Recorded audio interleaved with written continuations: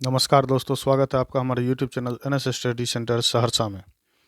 दोस्तों, SSC MTS और हवलदार का 2023 का नोटिफिकेशन आ चुका है। तो इसमें टोटल पोस्ट कितना है जो कि आप लोग यहाँ पर देख पा रहे होंगे, ये मैं आपको आगे बता रहा हूँ। पहले ये सब समझिए। एप्लीकेशन स्टार्टिंग डेट ये कब है? तो 25 जनवरी है 2023। यानी कि आप लोग ऑनलाइन फॉर्म का आवेदन कब से कर सकते हैं? 25 जनवरी 2023 से।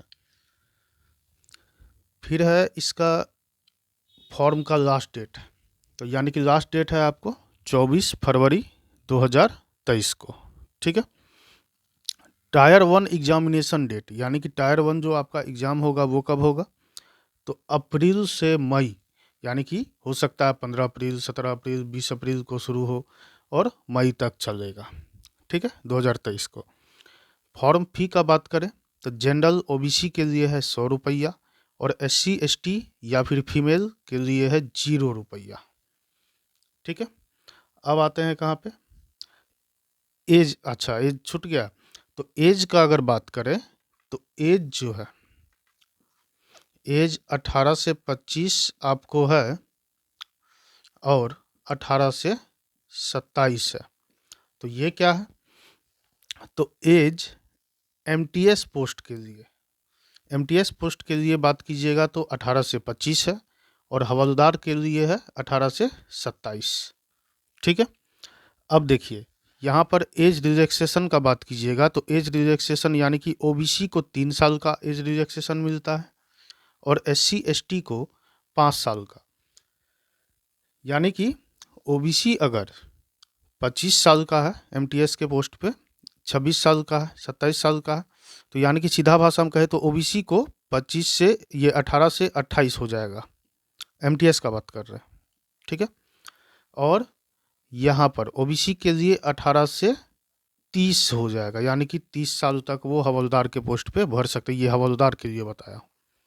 इसके बाद अगर SC ST हो तो उसके लिए कितना है? तो 5 साल और बढ़ा दीजिए इसमें, यानी कि 18 से 30 हो जाएगा SC ST के लिए MTS के पोस्ट पे। ठीक है। और हवलदार के पोस्ट का बात कीजिएगा तो यहाँ पर इसमें भी 5 साल, तो 27 5 कितना हो जाएगा? 32 हो जाएगा SC ST के लिए। यहाँ तक कोई दिक्कत नहीं समझने में, एक एक पॉइंट को ध्यान से समझाऊंगा, ध्यान से समझिए। अब जो है सिलेक्शन प्रोसेस क्या? तो सिलेक्शन प्रोसेस का बात कीजिएगा तो इसमें रिटन है। ठीक है। ऑब्जेक्टिव जो होता है कंप्यूटर पर CBT। ठीक है। और वो कितना टाइम का होता है? तो 1.5 घंटा का आपका, 1 घंटा 30 मिनट का आपका एग्ज़ाम होता है। ठीक है। 1.5 घंटा का, 1 आवर और 30 मिनट। इसमें आपको टोटल क्वेश्चन कितना रहता है? तो 100 क्वेश्चन रहता है। टोटल क्वेश्चन कितना रहता है? 100 रहता है। 25-25 नंबर का सारा क्वेश्चन रहता है। जिस कहने का मतलब है आपको रीजनिंग रहेगा 25, क्वेश्चन का संख्या भी 25 ही है और मार्क भी 25 है, 1 नंबर का रहता है। इसके बाद आपको मैथ का बात कीजिएगा तो ये भी आपको 25, इंग्लिश का बात कीजिएगा, ये सब्जेक्ट हो गया आपको, इसमें सब्जेक्ट कौन कौन रहता है तो ये भी 25। और इसके बाद जो है GK GS का बात कीजिएगा।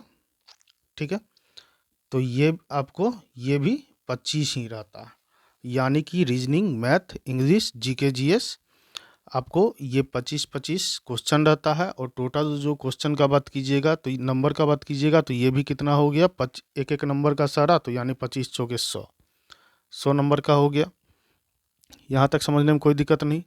अब आता है ये MTS के लिए है। ये जो डिस्क्रिप्टिव देख रहे होंगे ये MTS के लिए है।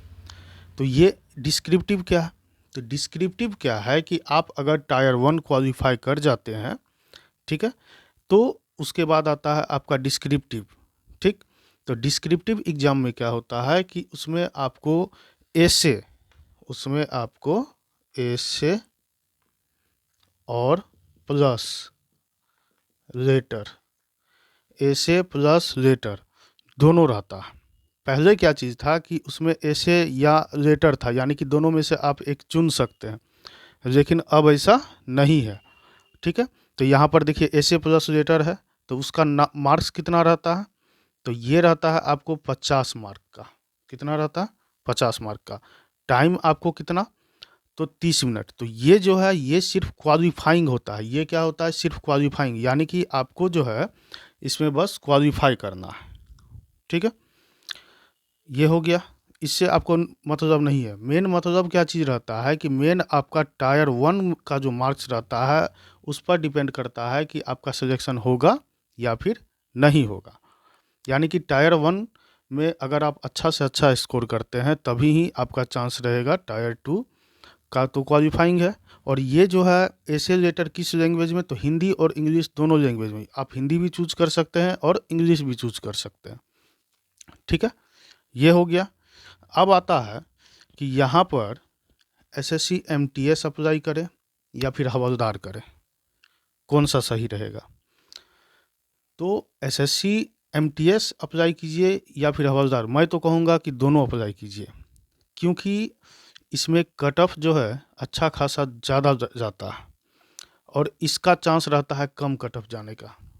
ठीक है, वैसे पिछले बार तो दोनों का कट ऑफ पूरा गया था तगड़ा लेवल का, इसमें कोई शक नहीं है, लेकिन फिर भी मैं कहूँगा कि दोनों अप्लाई कीजिए। समझ गए? चलिए अब आगे जानते हैं।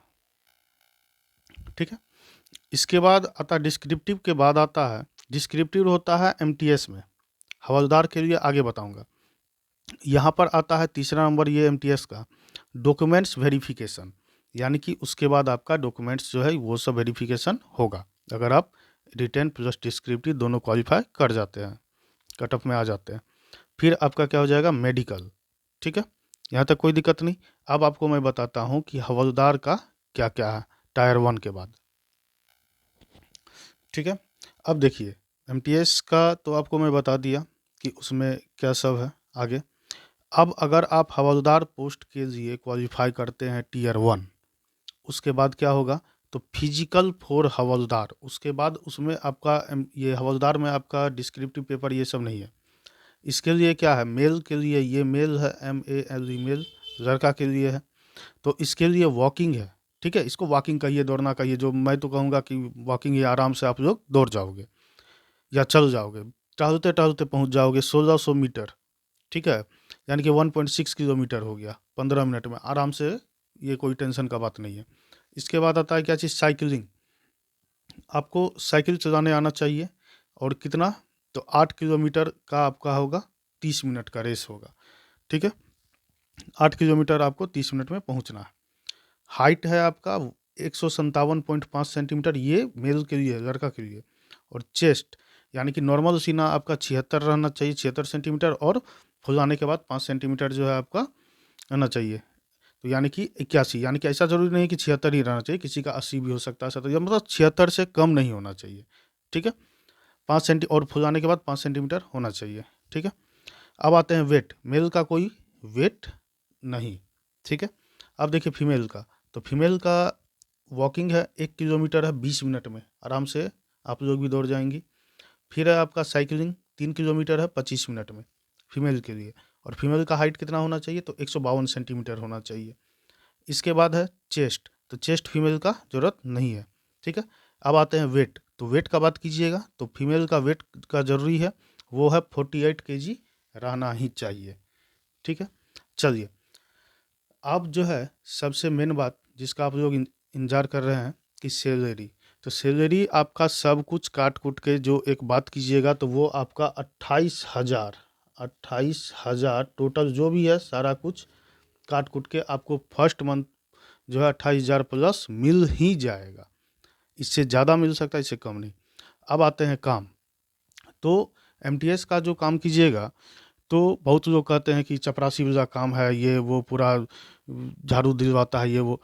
तो ऐसा कोई बात नहीं है। देखिए इसका नाम ही है मल्टीटास्किंग सर्विस, एमटीएस का फुल फॉर्म। तो मल्टीटास्किंग सर्विस है, तो इसमें जो है आपको मल्टीटास्क दिया जा सकता है। यानी कि जैसे कि जो CHSL क्वालिफाइड है, जो CHSL का जॉब कर रहे हैं, या फिर आपको इसका ये क्या कहते हैं CGL का जॉब कर रहे हैं, तो आपको उसका हेल्प करना होगा। जैसे कि कोई मान लीजिए फाइल है, कोई जो है कागज़ ही है, उसका कहेगा कि इसका फ़ोटो स्टेट करवा दो, फ़ोटो स्टेट कर दो, ये काम, ये फाइल को उधर पहुंचाना, इस ऑफिस से उस ऑफिस पहुंचाना, यानी कि एक तरह से आपको इस तरह का काम मिल सकता है उसके अंदर का। ठीक है, नाम ही है इसका मल्टीटास्किंग सर्विस, तो ये आप समझ सकते हैं। इसके बाद आता है हवलदार का। तो हवलदार का ये सब जो देखते होंगे सीबीआई का, एक्साइज का, ये सब के नीचे जो रहता है, तो उस सब के साथ कभी छापा मारने के लिए कहीं कुछ, तो वो सब में जो है आपको जाना पड़ेगा। तो उसी का पोस्ट आपका हो गया हवलदार। ये आपका कोई ऑफिशियल नहीं हो सकता। ठीक है, और ये सब का जो है एमटीएस का बात कीजिए तो एमटीएस में आपको जो है कहीं कंप्यूटर पर भी बैठ करके जॉब मिल सकता है। डाटा एंट्री ऑफिसर, ये सब का भी ढेर सारा काम के अपना ऑफिशियल इस तरह का भी मिलता है, और कुछ अलग अलग काम भी मिलता है। यहाँ तक चलिए, अब सबसे ज़रूरी बात कि टोटल पोस्ट इसमें कितना आएगा। तो टोटल पोस्ट का बात कीजिएगा तो 10,000 से 20,000। अब आप लोग कहिएगा कि 10,000 से 20,000 मैं कैसे लिख दिया, जबकि ऑफिशियल कोई नोटिफिकेशन तो आया ही नहीं 10,000 से 20,000 ऐसा कुछ। तो ये मैं इस वजह से 10,000, ये मैं यकीन मानिए ये मैं मिनिमम बता रहा हूँ, ये मैं मिनिमम बता रहा हूँ, ये जो है ये मैं मिनिमम बता रहा हूँ। अब मैं मैक्सिमम क्यों नहीं बता रहा हूँ, समझिए बात को। एमटीएस का लगभग में हर बार 10,000 के आसपास वैकेंसी आता है, इसमें कोई संदेह नहीं है। अब मैं 20,000 क्यों लगाया, तो जैसे एसएससी सीजीएल का देखे होंगे कि 20,000 पोस्ट था, उसको भी बढ़ा करके सुने हैं 35,000 कर दिया। एसएससी जीडी का भी ऐसे ही 1.5-2 गुना फिर बढ़ा दिया। यानी कि सभी अभी एसएससी क्या कर रहा है, सब पूरा वैकेंसी पूरा जो है भर रहा। तो उम्मीद करता हूँ कि इसमें भी ये मैं 10,000 इस वजह से लिखा ताकि हर बार आता है, लेकिन हकीकत मेरा अगर अंदाज़ा मैं लगाऊँ तो मेरे ख्याल से 20,000 प्लस आएगा। ठीक है, तो ये हो गया। अब इतना वैकेंसी देख करके आप लोग को बहुत ज़्यादा खुश होने का ज़रूरत नहीं है। ये मत सोचिएगा कि कट ऑफ पूरा ये वो, पता कीजिए पिछले बार का कट ऑफ 93 प्लस गया है, कट ऑफ कम नहीं। क्यों, क्या कारण है, नहीं कारण है, इसके लिए कट ऑफ के ऊपर एक मैं वीडियो बना दूंगा, नेक्स्ट वीडियो आप लोग उसमें समझिएगा। मेहनत बहुत करना पड़ेगा, ये देख करके खुश होने की ज़्यादा ज़रूरत नहीं है। ठीक है, तो आप लोग मेरे वीडियो को लाइक कीजिएगा, अगर पसंद आएगा हो तो बताने का तरीका, नहीं तो कोई बात नहीं।